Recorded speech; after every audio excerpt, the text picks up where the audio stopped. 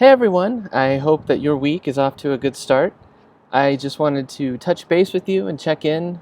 This morning I provided feedback on the topics that you submitted for the final project. If you have any questions about that feedback, please let me know.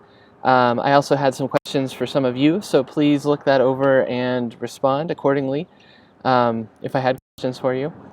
I also just finished reading through your book reviews of Camilla Townsend's Malinsin's Choices. I really enjoyed reading your essays and hearing your insights and thoughts on her attempt to write a more even-handed history of La Malinche, if we want to put it that way. Of course, there was a lot going on in that book, and that was one of the central problems that we faced as we were working to write an essay about it. As Townsend said right up front, there just aren't enough sources from Malinsin's perspective to write a traditional biography of her. It can't be done. It's not possible. And so what we needed to think about is what was it that Townsend did instead then to try to help us at least get a glimpse into the mind of Malinsin and try to think about her as a historical figure rather than as a kind of sexualized mythological figure, which is really what she's become in many places in Mexico since the 19th and 20th centuries. In the introduction, Townsend discusses that mythologization a little bit, and again, it kind of states her purpose of wanting to historicize Malinsin as a historical figure and help us to understand what it might have been like to have been in her position.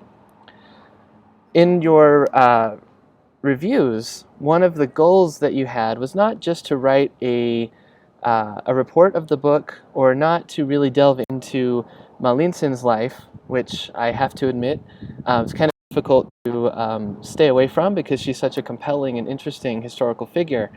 But instead, the purpose of a book review is to think about the author.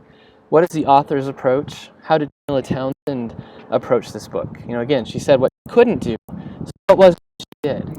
And how well did she do it? So if you didn't have that question at the center of your review, that's something to think about going forward when you're asked to write book reviews or critical reviews of different kinds of sources.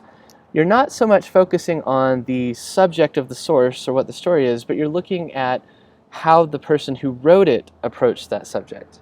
How did they approach historical sources? How did they make decisions and interpretations? And what do you think of that approach? Does it ring true to you?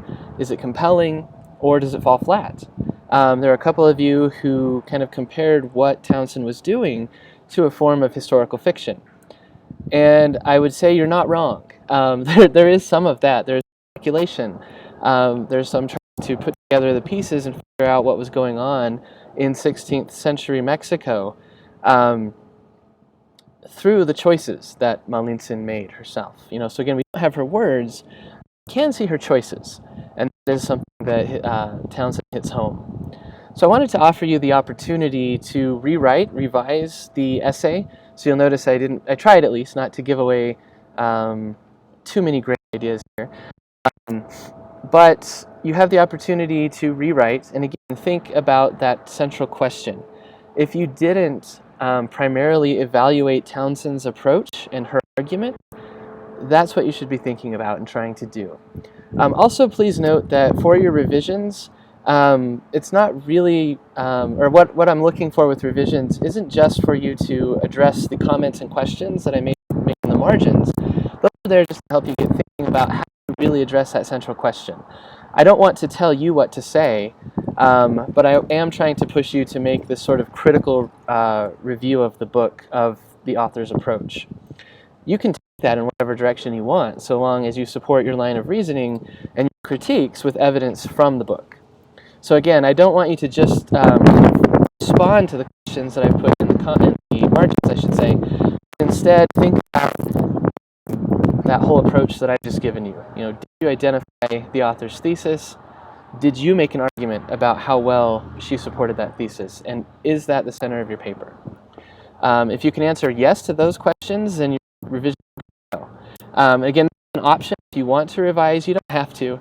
But if you do choose to complete the revisions, they are due by October 30th, which is the Sunday at the end of the month, before Halloween. So let me know if you have any questions or concerns, and I look forward to jumping into Unit 6 with you all.